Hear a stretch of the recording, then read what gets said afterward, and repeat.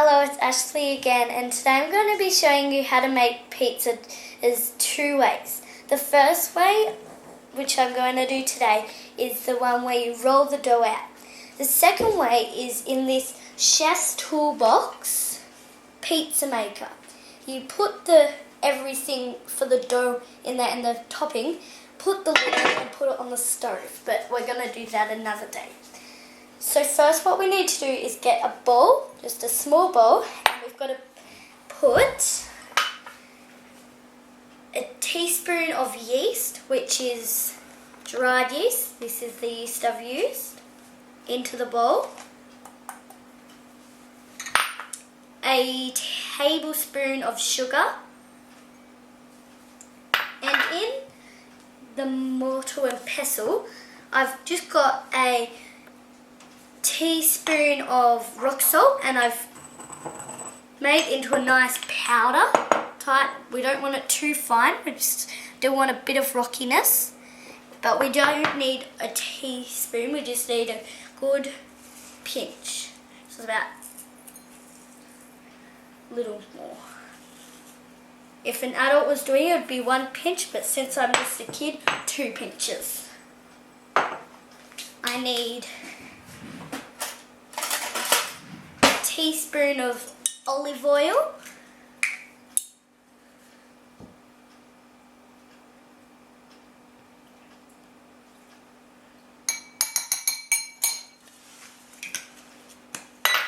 and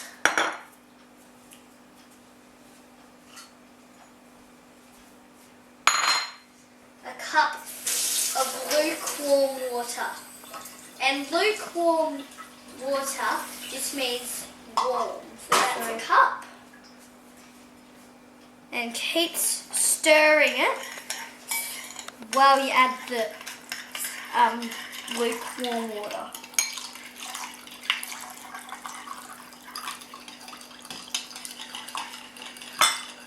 Now I'm just using the teaspoon that I put the olive oil in with. So there, that's what we need.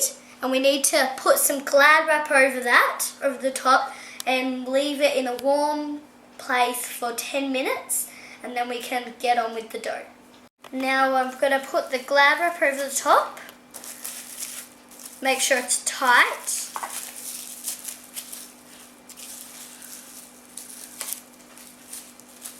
Now I'm going to put that in a warm temperatured place for 10 minutes, and then we can get on to the dough. But when you look at it, you know how when water and oil go together, it separates? That's why there's little gold bubbles all over the top. So I'm going to go put this in a warm temperature place. It's 5 minutes to go for the yeast mixture, so I'm going to put the oven on 200 degrees, fan forced. Now that 10 minutes has passed, my yeast mixture is perfect. Now, you've got to take it off, and this is what it should look like. It should look all foamy on top, but sometimes on your first time you're doing it, it doesn't work out. It just looks like when you've mixed in the yeast and the water and everything. But I've done it like that many of times, and it still tastes the same. It's just beautiful. So now that we've got our yeast mixture finished, we need our flour. Now in here, I've got a cup of self-raising flour and a cup of plain flour. And what we need to do is get a wooden spoon, and we've got to mix just the flours together so it has a good combination of the self-raising flour and the plain flour. And after that, you've got to make a well in the middle to add our yeast mixture. And then what a well does is makes the dough smooth, and you just got to add in every now and then, mix around the edge and bring in a little bit more flour. So in goes, there's our well. Now in goes our yeast mixture into the middle.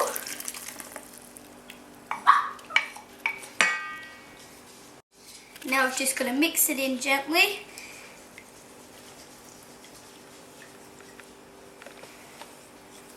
And bringing in bits of the flour. Now after it starts getting a bit harder, so it's starting to get to that point now, so it will look a bit like the pancake mixture for the apple pancakes that we made.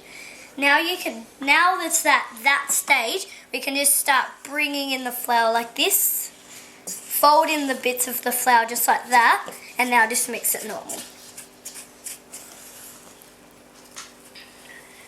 And this is the stage where it starts forming a dough. Make sure you get all the bits of flour around the edge.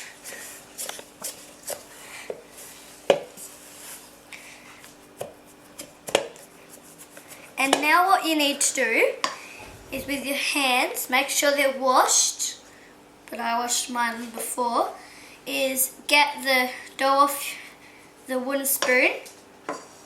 Just put the wooden spoon in the wash. And now, you just need to start kneading it into a little bowl in the container just to mix it in more. And that helps the yeast activate more. This is where all it comes together. And then after you've got a good dough, you need to get flour on the bench. Now that I've put it into a little bowl, I've put some self-raising flour over the bench so you can knead this. Now don't worry if you don't know how to knead, because today I'm going to show you. So first, with the outside of our hand, we're just going to push it down like this. Now flip it, rub that flour in so it doesn't go sticky. Okay, now you get it back into that bowl shape. And what you need to do is with the palm of your hand, push it, stretch it, get some flour if it's sticky. Now pull it back. So out, pull, out. So you're practically ripping it to activate the gluten and the yeast. So every now and then just get some more flour on it. Now after we've done enough kneading, and it's getting to the consistency like this, that you can get it into a small bowl, then we can start rolling it out. Okay. Now what we've got to do with the rolling pin is just roll it around like this a few times in the flour, just so this dough doesn't stick. Now just roll it out, and it doesn't matter how big you do it, because it's got to fit on this pizza tray. So just I'll sit that there, and every now and then I'm going to check it just to see. So rolling it out. So a bit that way, and spin it this way.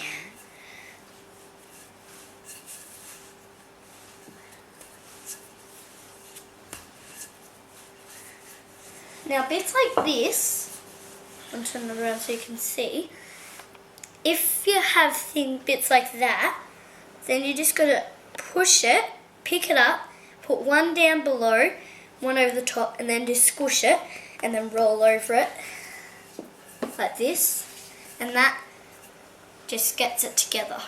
You have to do that sometimes a bit more than once, and if it starts going smaller, you have to push it up and then keep rolling. And every now and then flip it over so you can see the other, so you can do a bit of the other side. So flip. Now it doesn't matter if it's not a perfect circle, because it's quite hard, especially when you're a kid like me, to make a big, perfectly shaped circle. So I'm just going to check to make sure it's not going too big.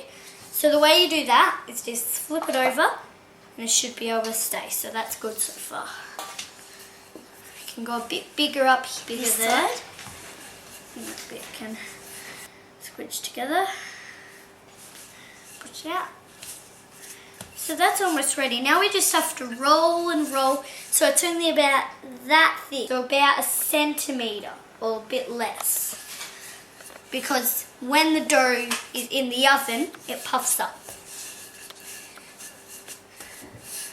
But not as much. I don't expect you to do it that thin because it's not like puff pastry.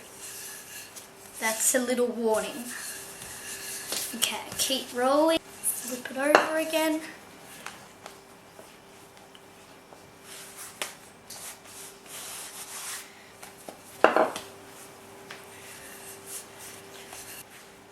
You might need to stretch every now and then just to make sure it doesn't get too tight on the edges. Get some more flour on the top. That's almost ready now, just the last few rolls.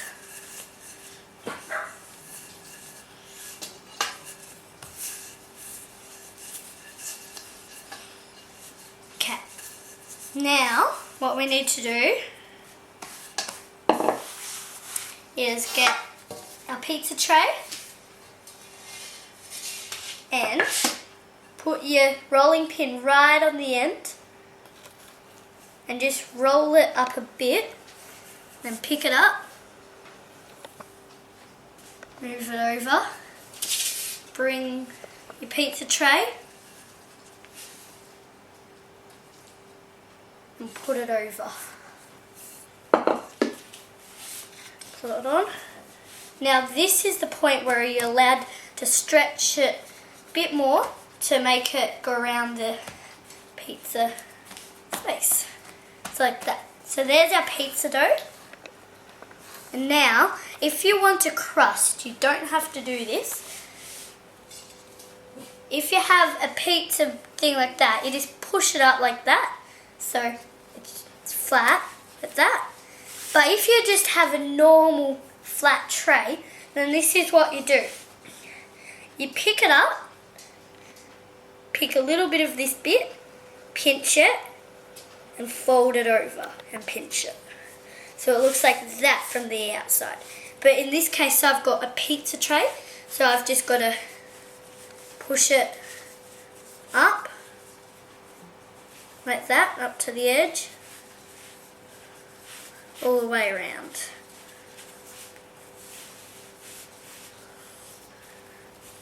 So there. Now, what you need to do, this is very important. Just get a fork and stab the bottom of your pizza like this. Because if you don't do that, what happens is air goes into it. And then if you watched MasterChef one day when Danny, I think it was, yeah, Danny, made some pastry and she forgot to stab it like this and it became up like a big pillow. So you don't want that to happen. And that's what will happen if you don't do it. So I've done about 20 fork marks there, just to make sure that it's like that. Because that will allow not to puff up.